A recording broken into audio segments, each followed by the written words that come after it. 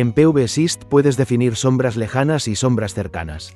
En este tutorial, nos centraremos en las sombras lejanas, conocidas como el horizonte, y te explicaremos en qué casos conviene utilizar esta herramienta y cómo hacerlo correctamente. La herramienta de horizonte en PVSYST permite definir grandes estructuras lejanas que pueden sombrear un sistema fotovoltaico completo. Esto incluye montañas y otras características del entorno. El sombreado del horizonte bloquea la irradiancia directa y circunsolar en todo el sistema fotovoltaico, a diferencia del sombreado cercano, donde solo una parte del campo fotovoltaico se ve afectada en un momento dado. Por supuesto, esto no significa que la irradiancia sea nula cuando el sol está por debajo del horizonte, ya que los componentes de albedo y difusa solo se ven parcialmente afectados por la línea del horizonte. La herramienta de horizonte solo debe usarse para objetos que estén lo suficientemente lejos como para que, en un momento dado, la luz solar directa pueda considerarse presente o ausente en todo el campo fotovoltaico. Una regla general es que los obstáculos que provocan sombras deben estar al menos a una distancia 10 veces mayor que el tamaño del sistema FV. Por ejemplo,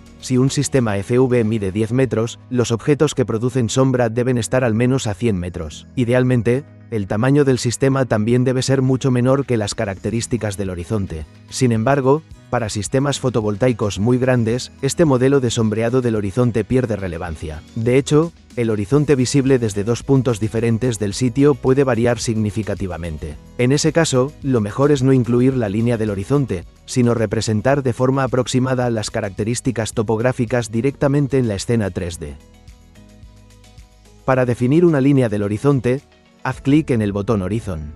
Aquí puedes ver el diagrama de trayectoria solar de tu sitio. El diagrama solar es una representación gráfica de la trayectoria del Sol en el cielo en una ubicación específica a lo largo del año. Ayuda a visualizar la altitud solar y el ángulo de azimut en diferentes momentos del día y del año.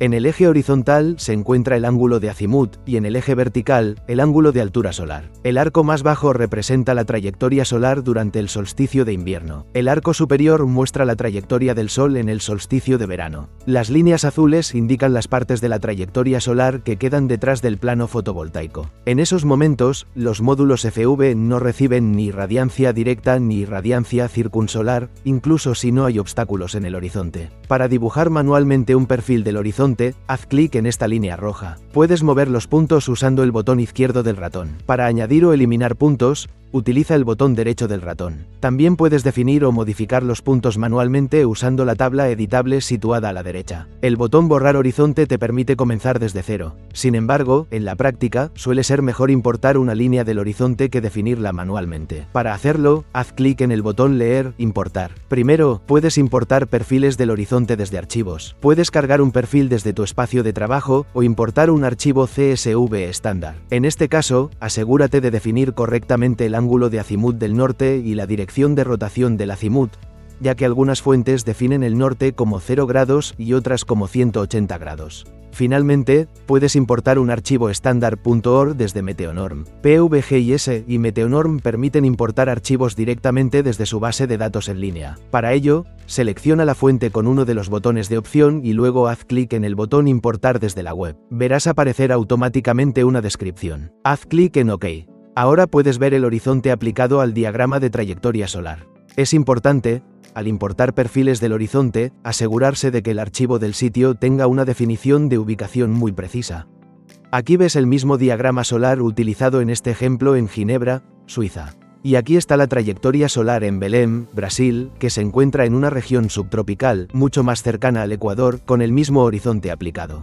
Se puede observar que las trayectorias solares son casi verticales por la mañana y por la tarde, y que el rango de azimut donde la línea del horizonte y la trayectoria solar se superponen es mucho más estrecho. Debido a estas diferencias, el sombreado del horizonte tiene un impacto relativo menor en las regiones subtropicales que en las más alejadas del Ecuador. Si deseas reutilizar esta línea del horizonte en otras variantes, puedes hacer clic en el botón Guardar y guardar la línea del horizonte en el formato interno de PVSYST con la extensión de archivo HOR. Haz clic en OK para aplicar el perfil del horizonte a tu variante. Verás que el LED verde se enciende en el botón horizonte. PVSYST ignora los casos en los que toda la línea del horizonte no supera los 2 grados sobre la horizontal.